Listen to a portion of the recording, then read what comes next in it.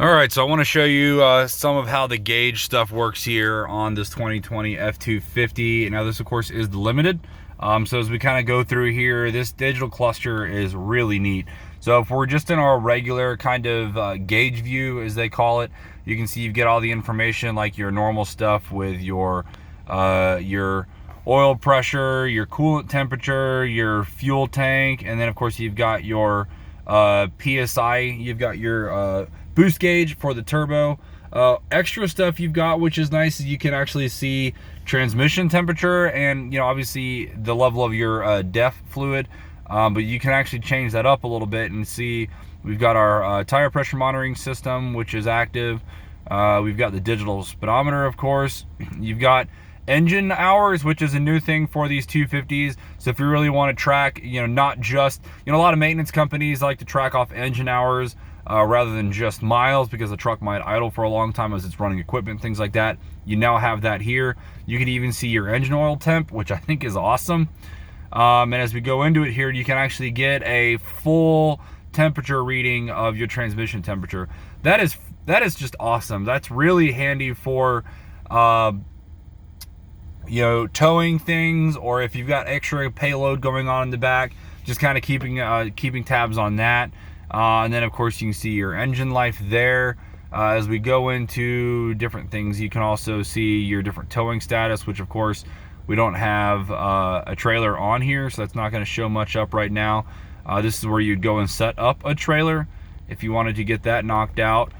You've got your off-road settings here, so you can kind of shift through and see the difference between being in four-wheel drive, which right now it's going to just default. I put it to 4 high for now, so you can see the colors change there.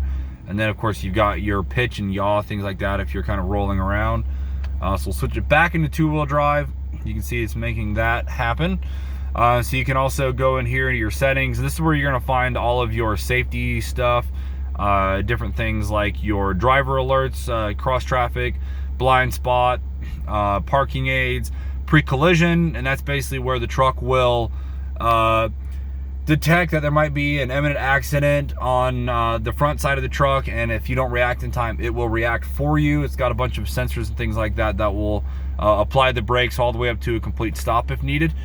Cruise control to include your adaptive or your regular, if you wanted to turn that adaptive cruise control off. Lane keep system, you've got that in here. You can adjust your sensitivity for that, and you've got some other settings here for you know, there's your power running boards you can turn on and off, your remote start, which you can disable if you want to, windows if you want to have that work on your key, where you can just use your key to roll your windows down from outside the vehicle. You can do that. Different settings of your wipers. I mean, you've got all kinds of settings you can adjust here. You can even adjust stuff with your daytime lights, so if you want to turn those on and off. Auto high beams, of course, which I think is kind of neat. Different towing stuff, alarm stuff. I mean, you just got a ridiculous amount of features in here. So what we'll do is we'll put it back here on this, you know, basically gauge view mode, and probably just leave it right there. The last thing I want to point out, and this is a really cool feature with the 10-speed automatic. So as you can see, as we're here in park, we've got nothing going on in this tiny little screen, but as soon as we put it in drive, that does turn on. So I think that's just really neat, and I'll actually show you a little bit of how that works here.